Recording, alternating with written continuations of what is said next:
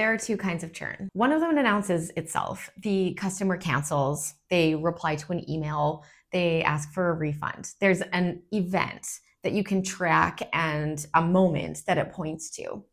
The other kind is silent. The subscription lapses. The customer doesn't reorder. They tell themselves they'll get back to it, but they don't. There's no cancellation, no complaint, no triggering event. That second kind is the one that does the most damage to supplements brands. And most of the tools and reports that you're using right now are essentially blind to it. This video is about how to find it. I'm Erin Cardone, the founder of Legendary Ecom Growth Partners. We work exclusively with DTC supplements brands on data-driven, profit-first growth. I'm the host of The Active Ingredient, our YouTube channel that is created specifically to help DTC supplement brands be more profitable. This is video number 2 of 4 in our series about why supplements customers leave, and it's specifically focused around the churn window that most brands never see coming. If you haven't already watched video number 1, I suggest starting there. We cover the confidence curve research that underpins everything in this series. The link to that video is in the description. But today, let's get into passive churn. When most brands talk about churn, they're talking about active churn. That means a subscriber cancels their subscription, or a one-time buyer who was on a replenishment reminder and just didn't click, or somebody who replies to a Winback email and says they found something else. Active churn is painful, but it's workable because there's a signal. You know when it happened. You can see the cancellation rate in your subscription platform. You can also look at which emails preceded the cancellation, and you can try to understand what triggered the exit. Passive churn is different. Passive churn is when a customer doesn't make a decision to leave.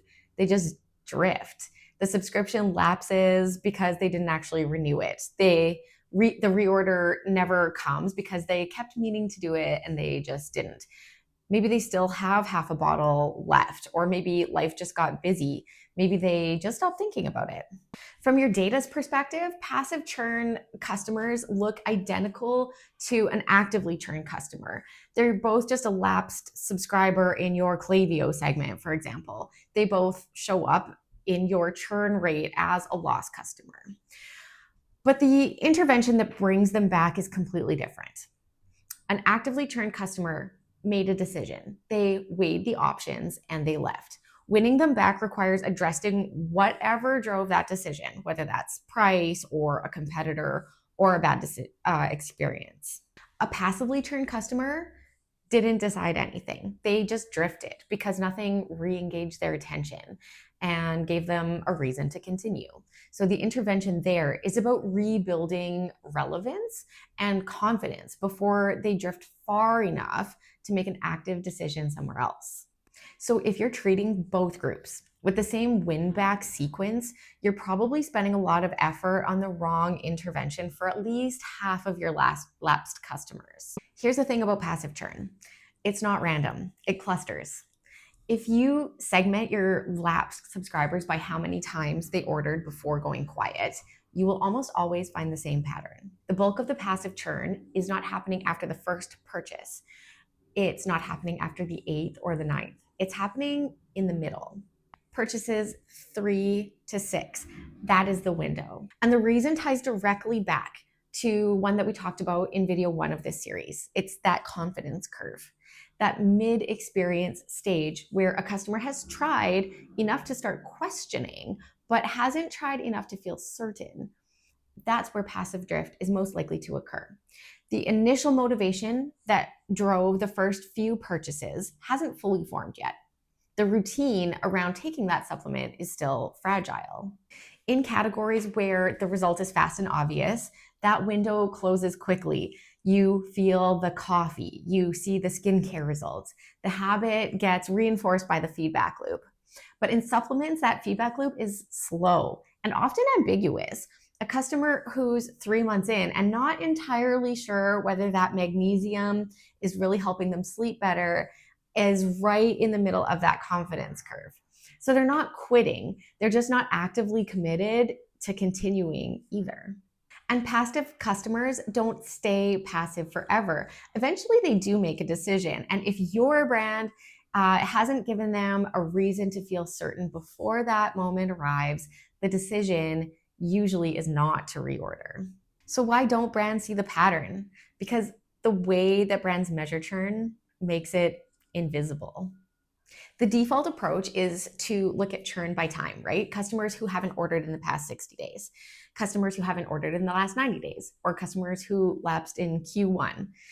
Time-based segmentation tells you when the customer stopped, but nothing about where they were in the journey when they stopped. And that where is the part that actually tells you what to do about it.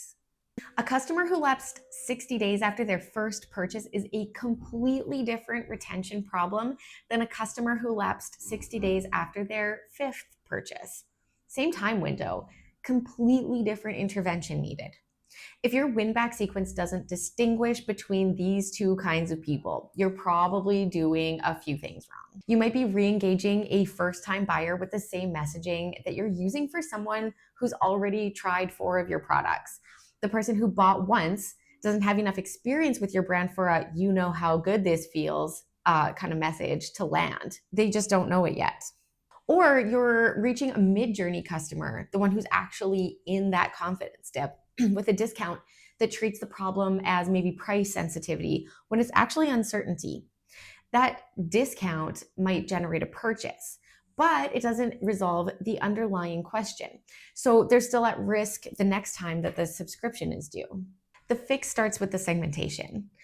Before you touch your win-back sequence, you need to know where your churn is actually concentrating. Here's the exercise. It's straightforward, but most brands have never done it. Pull your lapsed customer data list from the past 6 months, okay? Not your total churn rate, your actual lapsed customers, the individual records. Now add one field. How many total orders has that customer placed before they went quiet? Sort your lapsed customers into 3 groups. Group 1, lapsed after the first purchase. These are your failed conversions, okay? They bought once and didn't come back. This almost always is an onboarding and expectation setting problem, and generally not a win-back problem, because in supplements, they never really started. Group 2 is the ones that lapsed after purchases 2 to 4. This is your passive churn window. These are the confidence dip customers. They were on their way, but then they just drifted. Group 3, lapsed after 5 or more purchases. These are customers who were loyal. Something more significant shifted for them. Could be the product, could be life circumstances, could be a competitor who reached them at the right moment with the right message. Now look at where your volume is. If the bulk of your lapsed customers are in group 2, you have a confidence problem. The good news is that that's the most addressable one. The research is actually really specific about what moves the needle for mid-experienced customers in trust-sensitive categories. And we're going to cover that in videos 3 and 4 of this series. If you're seeing a lot of group 1 lapse, then your problem is upstream of win-back, okay? So your onboarding sequence is not building enough commitment to get people to the second order. Win-back will not fix that. If group 3 is your biggest category, then you've got retention that's actually working reasonably well through that vulnerable mid-experience window. But something is breaking down for established customers. That's a different investigation. That segmentation is going to tell you which problem that you have, and that changes everything about what you do next. The first step in the Winback workbook that we've put together for you is exactly this exercise, okay? Step 1 is a churn snapshot template that's built around purchase count segmentation and not just time elapsed. The workbook is fillable and it's got the benchmarks built in so you know exactly what healthy numbers look like. And it also walks you through the exact questions you need to answer before you rebuild anything in your retention flows.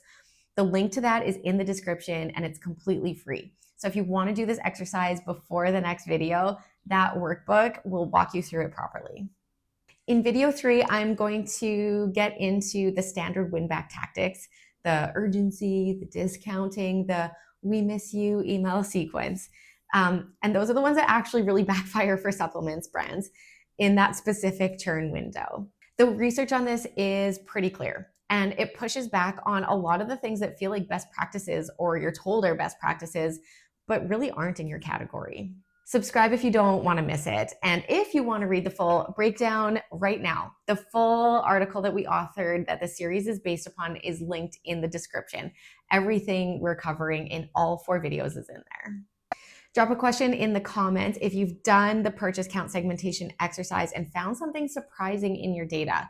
I'm really curious what you'd actually find. And I do incorporate specific questions from comments into future videos that I can answer when it's worth addressing in more depth. I will see you in video 3.